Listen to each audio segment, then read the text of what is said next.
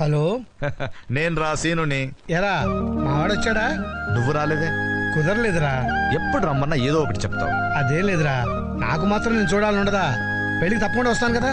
రాకపోతే నిన్ను మర్డర్ చేయడానికి నేను వస్తాను కదా. ఈ కబుర్లకేం గాని మావాడిని చూసావుగా, ఏమైనా పనికొస్తాడంటావా? ముందు ఇంటికి వస్తే పనికొస్తాడో లేదో తర్వాత చెప్తాను. అదేంటి ఇంటికి రాలేదా?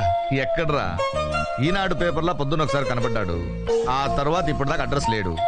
కొంపతీసి మీ వాడికి ఫంక్షన్లు అంటే అలర్జీ ఏమైనా ఉందా? నువ్వేం టెన్షన్ పడకరా, ఇప్పుడు 12 అయింది కదా, ఇంకో పావు గంటలో వచ్చేస్తాడు. అంత ఖచ్చితంగా ఎలా చెప్తున్నావు? సింపుల్, వాడు రోజు సెకండ్ షో సినిమాకి వెళ్తాడు రా. రోజు సెకండ్ షోకా? అంత ఆశ్చర్యపడకరా, వాడికి ఇంకా చాలా మంచి అలవాట్లు ఉన్నాయి.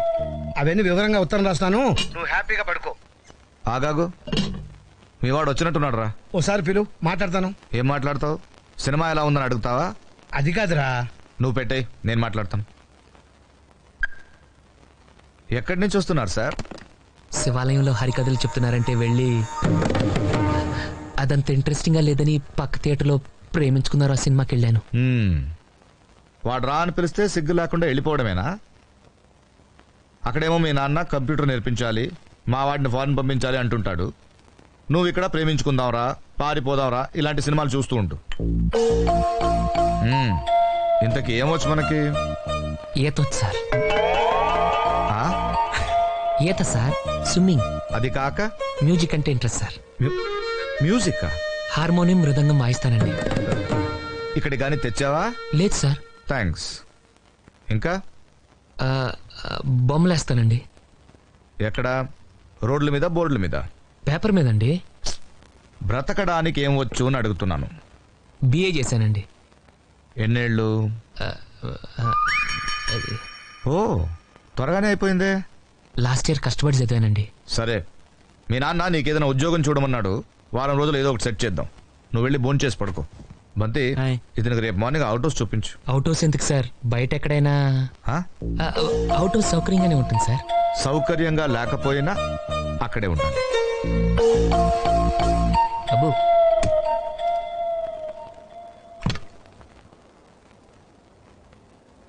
బ్యాగులు బట్టలు ఎక్కడ పడితే అక్కడ పడాడు. అయ్యగారికి నచ్చదు. సారీ.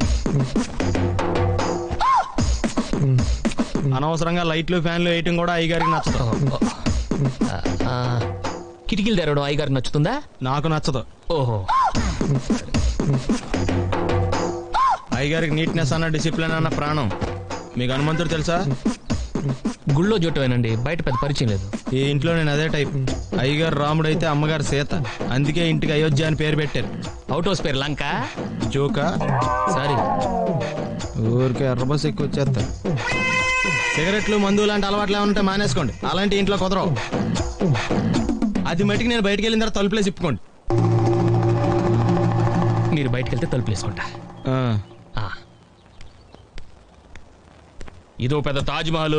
టూరిస్టులకు రూల్స్ పెట్టినట్టు పెడతారు. లైట్లు వేయకూడదు, కిటికీలు తీయకూడదు, నుంచోకూడదు, పడుకోకూడదు. ఇంకెందుకు పక్క నుంచి ఫోటోలు తీసుకోవడానికా? ఈ బంతిగా టూ మచ్ చేస్తున్నాడు.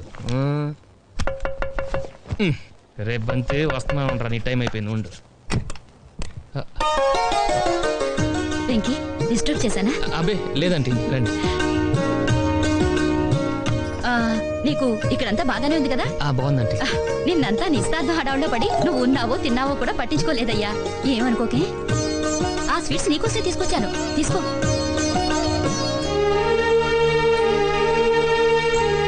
మీ నాన్న ఇంకా సిగరెట్లు కాలుస్తున్నాడా? ఎక్కడ మాంటారంటే, నేను అప్పటికి చెప్తూనే ఉంటాను, సిగరెట్లు తాగితే బలం రాదు నాన్న, దగ్గొస్తుంది అని. వింటేగా మీ అమ్మ ఉంటే కంట్రోల్ చేసేది. ఆవిడ పోయాక మీ నాన్నకు చాలా మంది చెప్పారు మళ్ళీ పెళ్లి చేసుకోమని. పెళ్లి చేసుకుంటే నాకు భార్యను తెచ్చుకోగలను కానీ వీడికి తల్లిని తీసుకురాగలనమ్మా అనేవాడు. నువ్వు చాలా అదృష్టవంతుడివి. అలాంటి తండ్రి అందరికీ దొరకడు, అలాంటి స్నేహితుడు ఎవరికీ దొరకడు. మీ నాన్నే లేకపోతే ఆయన ఇక్కడికి వచ్చి ఉండేవారే కాదు. ఓ రకంగా మేము అనుభవిస్తున్న ఐశ్వర్యం అంతటికీ కారణం మీ నాన్నే. మాకెంత చేసినా ఏనాడు ఆయన ఇంట్లో విస్తర వేయలేదు. పోనీలే, అన్నయ్యకి వండి పెట్టలేకపోయినా కనీసం నీకైనా పెట్టే అదృష్టం దక్కింది. ఇంతకీ అవి ఎలా ఉన్నాయో చెప్పలేదు. మా అమ్మ గుర్తొచ్చిందండి.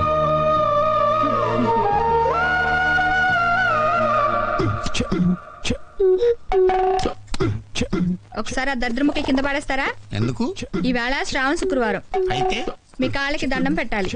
పిచ్చిదాన, కాళ్ళకి దండం పెట్టుకోవడానికి చేతిలో ముక్కలు పడేయడం ఎందుకు? ఇదిగో కాళ్ళు విచ్చలవిడిగా పెట్టుకో. మీరు ఇలాంటి ఎదక్కాలని చెప్పారంటే ఏ కత్తో తీసుకొచ్చి కాళ్ళు నరికి వెళ్ళిపోతాను. ఆ తర్వాత మీరు విచ్చలవిడిగా పేకాడుకోవచ్చు చేతులతో. నువ్వు అలాంటి వైలెంట్ డెసిషన్ తీసుకోకు. ఇవిగో కాళ్ళు. ఇవిగో అక్షింతలు. చంటి నువ్వు ఖాళీయేనా? ఒక్క నిమిషం వదిన, కాళ్ళు కొంచెం బిజీగా ఉన్నాయి. ఇప్పుడు చెప్పు. ఈ డబ్బు తీసుకెళ్లి కళ్యాణ మండపం బుక్ చేయి. అసలే సీజన్ కదా, లేట్ అయితే దొరకదు. అలాగే. చాలు బాబు ఆపు. ఏమండి ఏమనుకోకపోతే ఈ సరుకులు కొంచెం లోపల పెడతారా? నేను మిగతా సరుకులు తెస్తాను. సరే.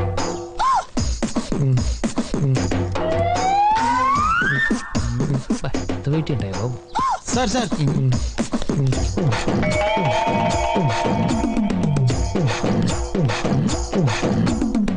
ఎరా అన్ని ఒకేసారి ఎందుకురా మోసుకురావడం? పర్లేదమ్మగారు. ఏంటో వీడికి పని తప్ప వేరే ధ్యాస ఉండదు. బండ వెధవ. పోనీ అవుట్ హౌస్ లో ఉండే కుర్రాడు సాయం చేయమని పోయావా? ఆయన కూడా సాయం చేస్తున్నారండి.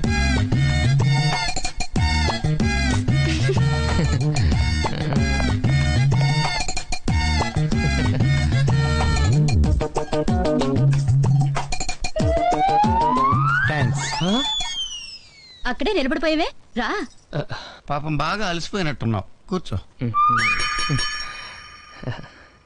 ఇందాక ఏం చెప్తున్నాను? పిండి వంటలు. పిండి వంటలు ఒక 5-6 రకాలైన ఉండాలయ్యా. మస్ట్ అండ్ షుడ్ గా జిలేబీ ఉండాలి. స్వీట్లు చేసేటప్పుడు ఇది మాత్రం అక్కడ ఉండకూడదు. అది కూడా రాయండి. రాయండి. ఊరగాయలు మర్చిపోయేవే. నువ్వేం కంగారు పడకక్క, ముక్కలు ఆయన కొడతారు. ఏంటి పేక ముక్కలా? కాదు, మా ఆడికే ముక్కలు. ఇలాంటి విషయాలు మనం డ్రాప్. మీ మొగుడు పెళ్ళాల తర్వాత కొట్టుకుందరు గాని ముందు నువ్వు రాయవయ్యా. నాకు అసలే టెన్షన్ పెరిగిపోతుంది. ఎందుకు వదినా టెన్షన్? ఇల్లు కట్టాలంటే ఇటుకలు మనం మొయ్యాలా, కూలోళ్ళు మోస్తారు. అలాగే పెళ్లి చేయాలంటే పచ్చళ్ళు మనం పట్టాలా. కాంట్రాక్ట్ ఇచ్చేస్తే వాళ్ళే పడతారు. వాళ్ళెవరు? Marriage contractors.